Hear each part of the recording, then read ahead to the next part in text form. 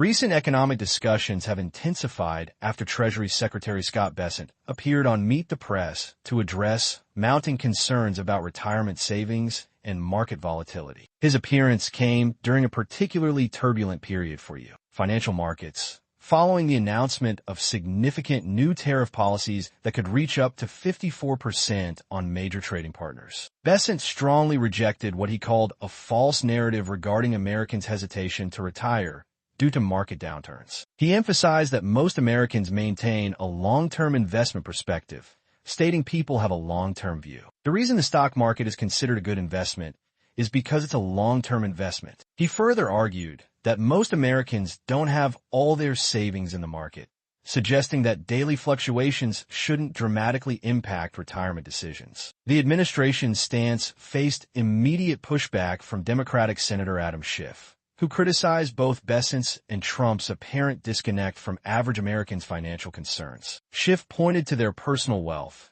suggesting they might be insulated from the real impacts of market volatility. He particularly highlighted the contrast between Trump's golfing at Mar-a-Lago while retirement accounts suffered, stating this might become the most enduring image of the Trump presidency. The market's reaction to Trump's tariff announcement was severe, with the Nasdaq, Dow Jones Industrial Average, and S&P 500 experiencing losses comparable to those seen during the early stages of the COVID pandemic. However, administration officials maintained a united front in defending the policy. Agriculture Secretary Brooke Rollins characterized the market response as merely an adjustment, stating, "The markets are adjusting rather than crashing." National Economic Council Director Kevin Hassett provided additional defense of the tariff strategy, arguing that foreign nations, not you, consumers, bear the primary burden. He pointed to international reactions as evidence, noting, if you, consumers, are bearing the costs,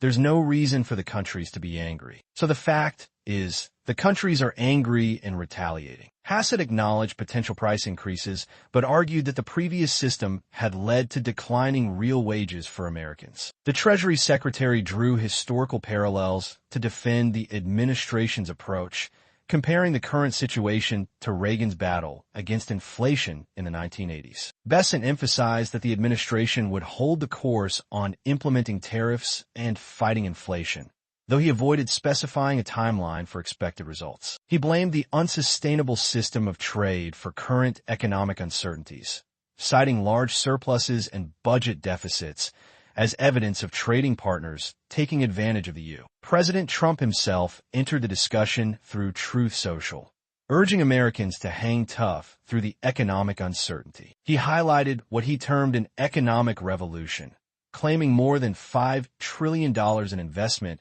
and promising historic results while acknowledging it won't be easy. This message aligned with his administration's broader narrative of short-term adjustment for long-term gain. Senator James Lankford, Republican, Oklahoma, supported the administration's position, acknowledging that while short-term tariffs increase prices, the goal of returning manufacturing to the United States would benefit the country long-term. This perspective reinforced the administration's message that current market volatility represents a necessary adjustment period rather than a crisis. The ongoing economic debate reveals a stark divide between administration officials, who frame current market volatility as a necessary step toward long-term prosperity, and critics who see immediate risks to Americans' financial security. As markets continue to respond to new tariff policies and global trade relationships, adjust to these significant changes in economic strategy, the impact on retirement savings and consumer prices remains a central point of contention in the national economic discourse.